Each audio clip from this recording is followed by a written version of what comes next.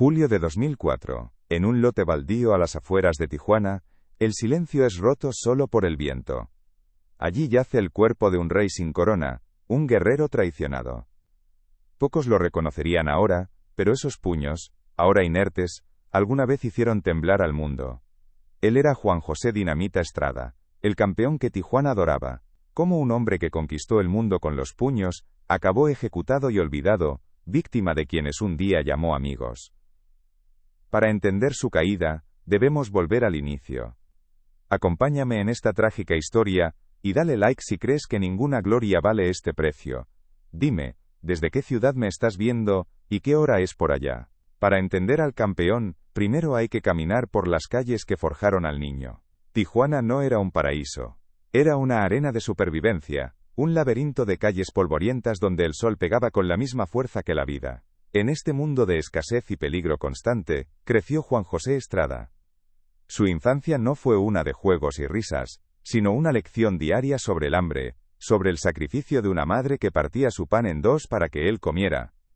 La pobreza no era solo una condición, era un enemigo palpable, un fantasma que se sentaba a su mesa cada noche. El campeón que exhibían como prueba de su poder absoluto ahora era un símbolo de fracaso. En esa mirada, Estrada no vio consuelo, vio el final de un contrato. La protección se había evaporado. La corona que le dieron se había revelado como una correa, y esa noche, sintió el primer tirón violento.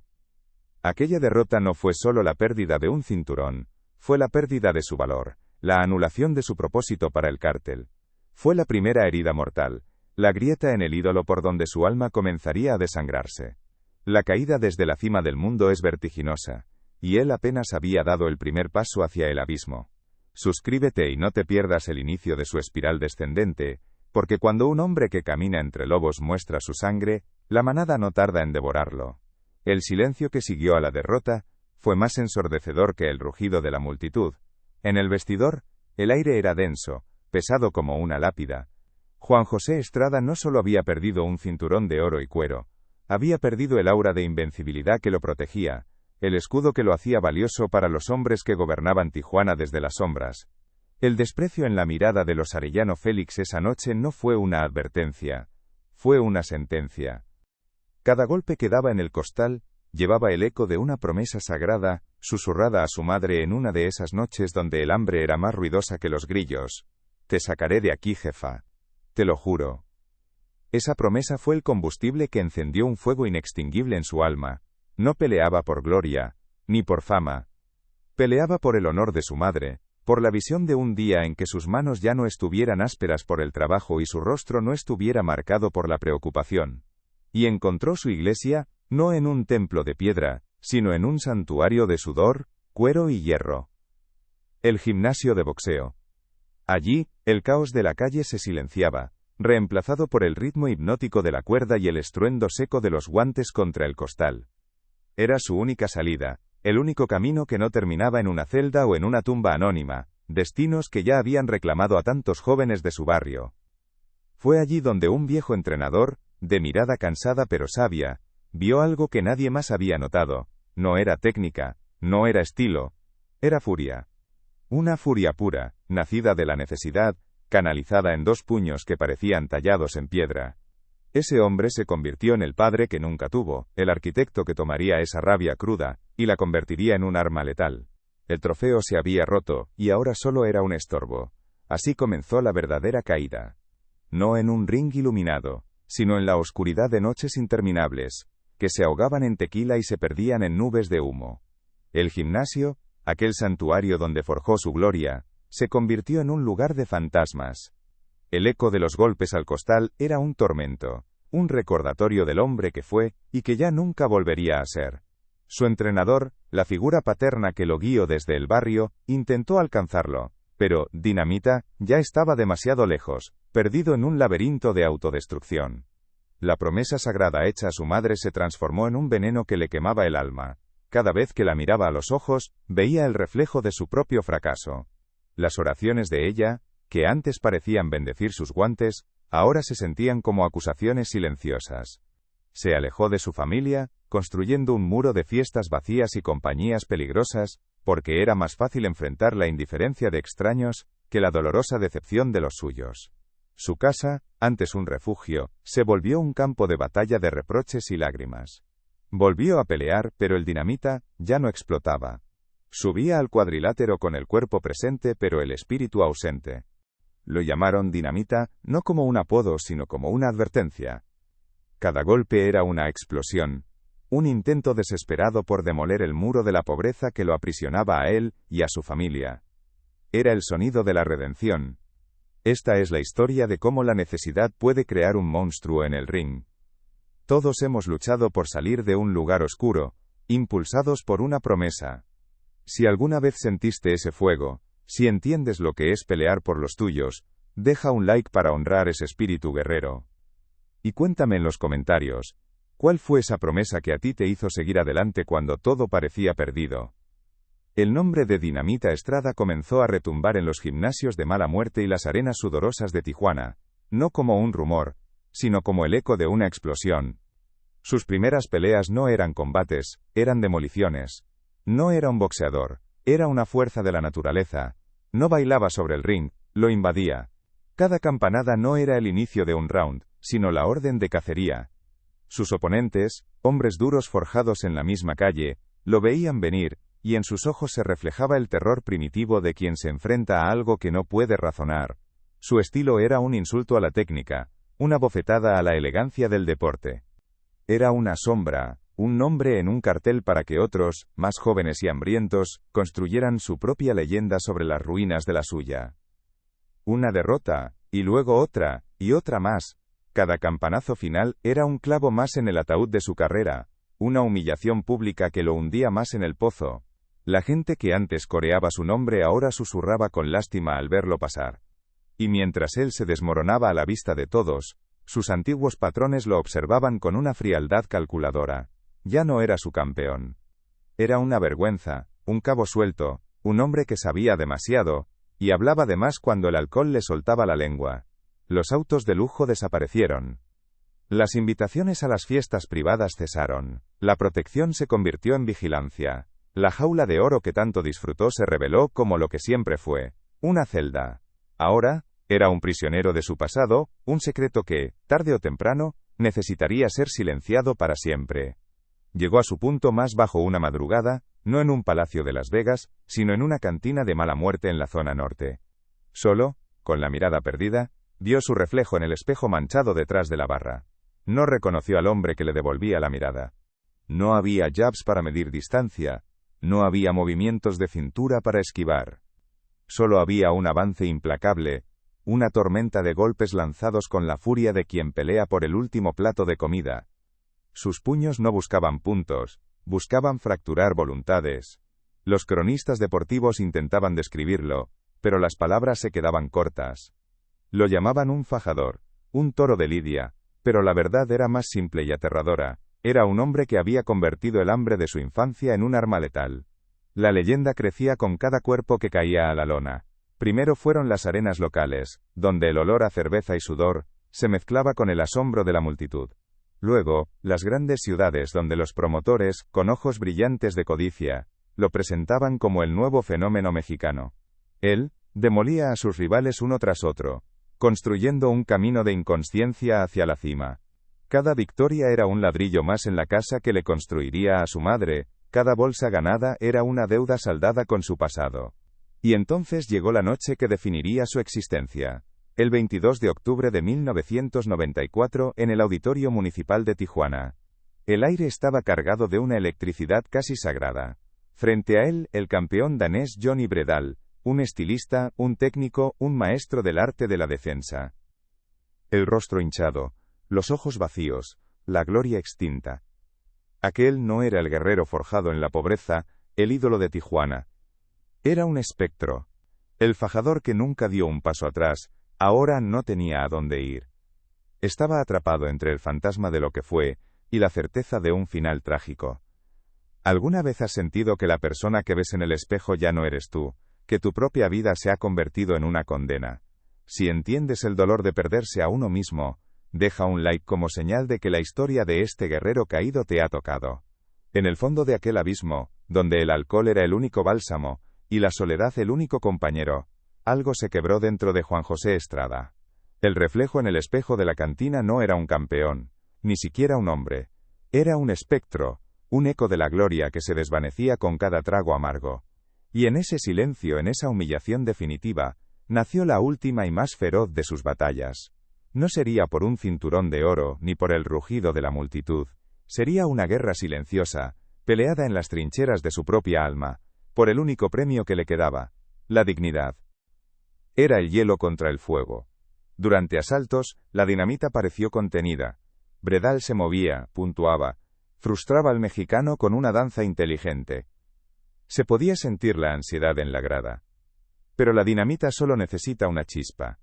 Y en el séptimo round, llegó. Un solo golpe, un cruzado de izquierda que nació desde el fondo de su alma y estalló en la mandíbula del campeón. El danés se desplomó como un edificio demolido. No hubo cuenta. No fue necesario. El mundo escuchó el estruendo. Juan José Dinamita Estrada, el muchacho que juró sacar a su madre de la pobreza, era ahora el campeón mundial supermosca de la Organización Mundial de Boxeo. El auditorio explotó en un solo grito de júbilo, que pareció sacudir la frontera. Tijuana no tenía un campeón, tenía un rey. El hijo del barrio ahora se sentaba en un trono de oro, con el cinturón ciñendo su cintura como una corona. Era el conquistador en la cima del mundo, bañado en la gloria que tanto había anhelado. Pero una corona es pesada, y la luz que emite atrae a las sombras más profundas.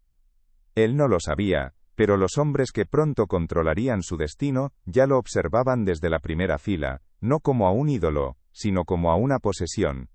El primer round se libró contra la botella. Su mano, que una vez fue el martillo de Tijuana, temblaba al buscar el vaso, pero esta vez, se detuvo. Fue un acto de resistencia casi imperceptible, un desafío mudo a los demonios que lo habían arrastrado hasta allí. Salió de la cantina, y caminó bajo las estrellas frías de una ciudad que ya no lo reconocía como su rey. Cada paso era una tortura, el cuerpo suplicando por el veneno al que se había acostumbrado. Pero en su mente, por primera vez en mucho tiempo, no resonaban los aplausos ni los insultos, sino el recuerdo lejano de una promesa. La promesa hecha a su madre, en una cocina humilde, de que sus puños la sacarían de la pobreza. Esa promesa era ahora su único evangelio, el único mapa para salir del infierno. Los días que siguieron fueron una penitencia. El sudor frío de la abstinencia, las noches en vela luchando contra las alucinaciones de sus fracasos, el temblor incesante de un cuerpo traicionado. Se encerró, se aisló del mundo, no por vergüenza, sino porque su guerra era íntima y sagrada. Y cuando tuvo la fuerza suficiente para ponerse de pie sin tambalearse, sus pies lo llevaron al único lugar que alguna vez llamó santuario, el viejo gimnasio. La ascensión había terminado. Ahora comenzaba la verdadera maldición. Suscríbete para descubrir cómo el rey de Tijuana se convirtió en el peón de los señores de la guerra. El cinturón del mundo no era solo cuero y metal, era una corona forjada en el hambre y la furia de Tijuana. Juan José Dinamita Estrada ya no era el muchacho que peleaba por su madre, ahora era un rey. Su regreso a la ciudad no fue el de un atleta, fue el de un conquistador. Las calles que antes representaban su jaula, ahora se abrían para él como un mar de gente que coreaba su nombre. Dinamita, dinamita, dinamita, dinamita.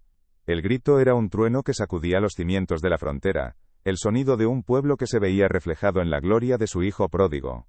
Era el rey de Tijuana. En el ring, su reinado fue absoluto.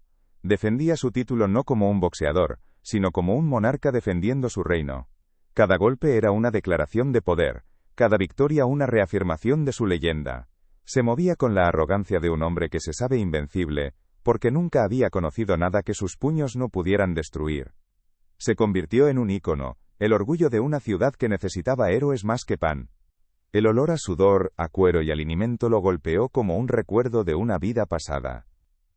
El costal de arena colgaba, inmóvil, como un testigo silencioso de su ascensión y su caída. Sus viejos compañeros lo miraron con una mezcla de lástima y distancia. Ya no era Dinamita, el campeón. Era Juanjo, el hombre que lo había perdido todo. se vendó las manos con la torpeza de un principiante.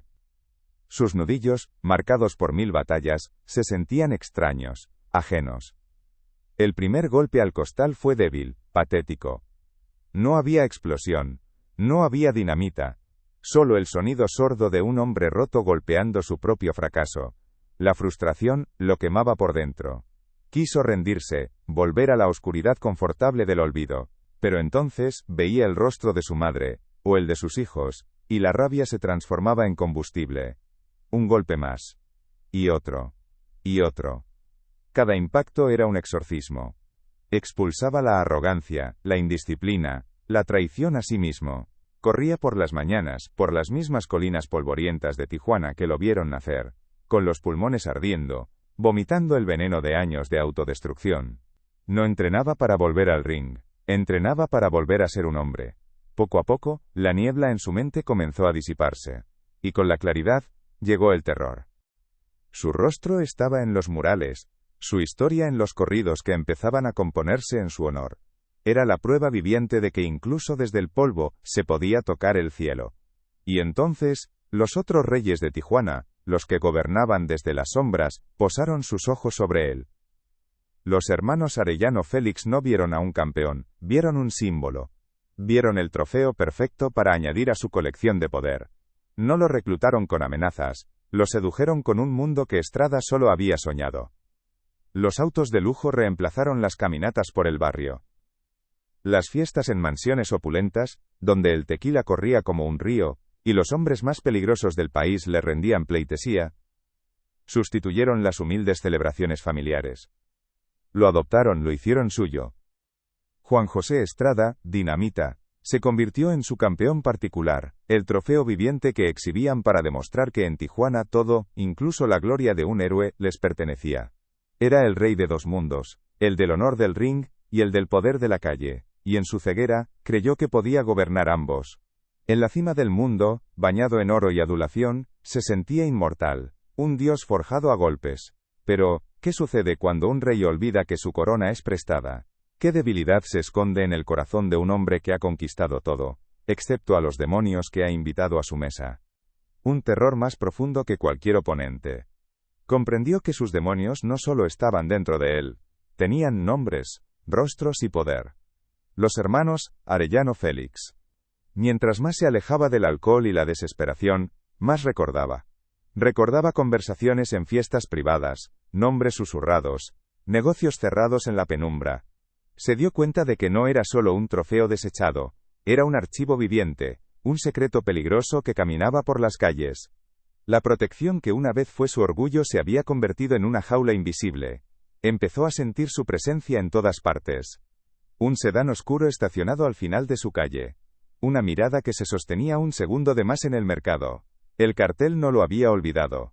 Simplemente lo habían dejado pudrirse, asumiendo que se consumiría a sí mismo. Pero ahora, este hombre que se levantaba de sus propias cenizas representaba una amenaza impredecible. Un hombre que ha perdido todo no tiene nada que perder. Fue entonces cuando tomó la decisión final. La redención no se encontraba en Tijuana. Su ciudad era su cuna, y sería su tumba si se quedaba. Tenía que huir. Tenía que desaparecer para salvar el último fragmento de su alma y, quizás, su vida. Hizo una llamada, una sola, a un pariente lejano en otro estado, susurrando un plan desesperado, pidiendo una ayuda que sonaba a súplica.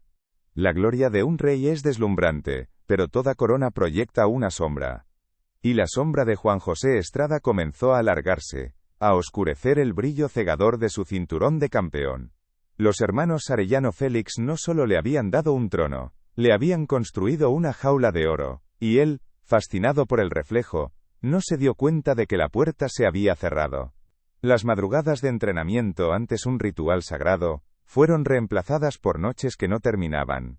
El olor a sudor y a lona del gimnasio fue sustituido por el perfume caro y el humo de cigarros en fiestas privadas, donde la lealtad se medía en botellas de coñac y favores susurrados al oído. Los autos de lujo que le regalaban no eran un premio, eran una correa. Las invitaciones a sus mansiones no eran un honor, eran una citación. Dinamita ya no era solo el campeón del pueblo, era el trofeo de los jefes, una joya humana para presumir en su corte de sicarios y políticos corruptos. El gimnasio, aquel santuario donde forjó su alma con sangre y disciplina, se convirtió en un recuerdo, en una obligación pospuesta. Su entrenador, el hombre que vio en él a un hijo, ahora veía a un extraño, con los ojos cansados y el espíritu ausente. Fue un acto de pura supervivencia, un intento de cortar la correa de oro que se había convertido en un alambre de espino alrededor de su cuello. Pero él no sabía que los oídos del cartel estaban en todas partes. No entendió que para ese sistema, no existía la renuncia ni el perdón. Solo existía el control, o la eliminación. Aquella llamada, aquel susurro de esperanza, no fue el primer paso hacia su libertad. Fue la firma de su sentencia de muerte. Su lucha por la redención, fue interpretada como un acto de traición. Al intentar salvarse, sin saberlo, había encendido la mecha de su propio final. Estaba peleando la batalla más importante de su vida, una que demostraba una valentía que ningún campeonato mundial podría medir. Y esto nos obliga a preguntar, ¿qué define a un verdadero campeón? ¿Son los cinturones y la gloria? ¿O es la fuerza para levantarse cuando ya no queda nadie en tu esquina? Déjame saber en los comentarios qué piensas. Amana de Julio chegou fría e cincenta Tijuana. Un terreno baldío, un lugar onde a cidade despeja o que non quer máis ver. O orvallo da madrugada cobría o corpo de un rei de posto. Non había trono, coroa, apenas o silencio do esquecimento, e a poeira que se agarraba á pele de quen un día fora ovacionado por multidoes. Los golpes de dinamita, en el costal, ya no sonaban como explosiones, sino como ecos huecos de una gloria que se desvanecía. Su cuerpo estaba presente, pero su mente estaba en otro lugar, atrapada en el laberinto de poder y peligro que había aceptado como su nuevo hogar. Y mientras su disciplina se erosionaba, los susurros crecían, serpenteando por las calles de Tijuana como un veneno invisible. En las cantinas y en las esquinas, ya no se hablaba de su próximo combate, sino de los negocios turbios en los que estaba metido, de los favores que pagaba, de la sangre que, decían, comenzaba a manchar sus guantes fuera del cuadrilátero. Su reputación, antes forjada con honor, ahora se teñía con la infamia de sus protectores. La armadura del guerrero comenzaba a agrietarse, no por los golpes de sus rivales, sino por el veneno que él mismo bebía cada noche. Pero, ¿qué fue lo que realmente lo desvió? ¿Fue la ambición desmedida, la presión de sus nuevos amigos, o simplemente la ingenuidad de un hombre que creyó poder controlar el fuego sin quemarse? Dime en los comentarios, ¿cuál crees que fue el verdadero principio de su fin? Él aún era el campeón, el ídolo de Tijuana, pero caminaba hacia su próxima defensa del título, con el peso de una corona que se había vuelto demasiado pesada, sostenida no por la fuerza de sus puños, sino por el equilibrio precario de sus deudas. A noticia oficial foi uma nota de rodapé, un despacho burocrático sobre un homem encontrado sen vida. Fría, anónima, desprovida da furia e da gloria que definiram sua existência. Mas nas ruas, nas cantinas onde sua lenda nasceu, a verdadeira história começou a ser tecida. Não com tinta de jornal, mas com sussurros e olhares de cumplicidade. Sua morte não foi uma notícia, tornou-se um corrido, uma balada sombria cantada em voz baixa, sobre o campeão do povo que se tornou propriedade do cartel. A canção contava sobre um guerreiro cujos punhos de dinamite não puderam explodir as correntes invisíveis que o prendiam. E assim, chegamos ao fim do círculo. A pergunta que pairou sobre esta história desde o inicio.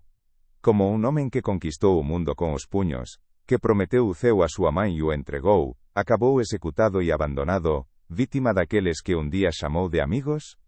A resposta, tal brutal quanto seu fim, é que Juan José Dinamita Estrada não foi morto por um inimigo, mas pelo sistema que ele acreditava que o protegeria. Ele não foi derrotado por um adversário no ringue, foi descartado por seus patronos. A mão que o ergueu, que o exibiu como um troféu de seu poder, foi a mesma que o esmagou, quando sua luz começou a se apagar, e ele se tornou um risco, um segredo inconveniente. Aún no lo sabía, pero no se preparaba para una pelea de boxeo. Se preparaba para el primer acto de su propia caída. El eco de las fiestas y el tintineo de las copas de champán no sirven de entrenamiento. La arrogancia no fortalece la mandíbula. Juan José Estrada subió al ring, no como el Dinamita de Tijuana, sino como el fantasma de sí mismo. La noche de la defensa de su título mundial no era una batalla por la gloria. Era una cita con la verdad, y la verdad es una adversaria que nunca perdona la falta de preparación. Frente a él, un retador hambriento, un hombre que aún recordaba el sabor del polvo y el sacrificio. En los ojos de su oponente, Estrada no vio miedo, vio el reflejo de lo que él alguna vez fue. La campana sonó, no como un llamado a la guerra, sino como el toque de difuntos para el campeón. Desde el primer asalto, la ilusión se hizo añicos. Los movimientos del Dinamita eran torpes, sus golpes predecibles, sin la pólvora que le dio su nombre. El fuego en su mirada había sido reemplazado por una neblina de confusión. Cada golpe que recibía no era solo un impacto físico, era el cobro de una factura, el precio de cada noche de exceso, de cada entrenamiento saltado, de cada favor hecho a sus patrones. Ele não era mais o campeão, era uma testemunha. E no código do cartel, não há espaço para testemunhas. Mas por que sua memória persiste? Porque seu nome ainda ecoa nos ginásios empoeirados de Tijuana? Porque sua história é mais do que uma crônica de ascensão e queda. É um espelho da condição humana. Ele não é lembrado como um santo, nem como um monstro. Ele é lembrado como um homem. Um homem, forjado na pobreza, movido por um amor puro por sua mãe, que provou o néctar da glória e se embriagou com ele. Seu pecado não foi a ambição, mas a ingenuidade de acreditar que poderia dançar com o diabo e sair ileso, que o poder que o cartel lhe oferecia era um presente, e não um empréstimo com juros impagáveis. Ele vendeu a honra de suas luvas, e o preço final foi sua própria vida. Ele é o herói falho, o guerreiro ferido cuja tragédia nos ensina mais do que suas vitórias. E seu rosto, vemos o sonho de cada garoto do bairro de escapar da miséria, e seu destino, vemos o aviso sombrio sobre os atalhos que levam ao abismo. E ele é eterno não porque foi invencível, mas porque foi vulnerável, porque sangrou, amou, errou, e no final, lutou por algo que o dinheiro não podia comprar, sua própria alma. El ring, su santuario, se había transformado en un tribunal. La multitud, que antes coreaba su nombre como una plegaria, ahora murmuraba, desconcertada. Veían a su ídolo, al guerrero del barrio, desmoronarse bajo los focos. La explosividad había dado paso a la desesperación. Buscaba un golpe de suerte, un milagro que lo salvara de su propia negligencia. Pero los milagros no visitan a quienes han vendido su fe. Asalto tras asalto, la paliza se convirtió en una humillación pública. No estaba perdiendo una pelea, estaba siendo despojado, capa por capa, de su invencibilidad, de su leyenda. Y entonces, el golpe final. No fue el más duro, pero fue el que apagó las últimas luces. La lona lo recibió con la fría indiferencia de un sepulcro. Mientras el referee contaba, Estrada no luchaba por levantarse, luchaba por comprender cómo el rey había sido destronado tan fácilmente. La cuenta llegó a 10. El silencio en su esquina era más ensordecedor que cualquier grito. La mano del otro hombre fue levantada en el aire. Un nuevo campeón era coronado. Pero la verdadera tragedia no estaba en el centro del ring. Estaba en la primera fila, donde los rostros de los hermanos Arellano Félix no mostraban decepción, sino un frío y calculador desdén. Su juguete se había roto. Su trofeo de oro se había abollado. Esa última batalla, trabada en silencio y desespero, foi a máis corajosa de todas, e foi a que lle custou tudo. A saga de Juan José Dinamita, Estrada chegou ao fim. Mas sua lenda é apenas uma entre muitas, gravada na alma ferida da fronteira. Histórias de homens e mulheres que, como ele, voaram perto demais do sol do poder e tiveram suas asas derretidas. Para continuar a desvendar estas crónicas de gloria e tragedia, para garantir que nenhum guerreiro seja esquecido, inscrébase e júntese a nós. A próxima lenda espera.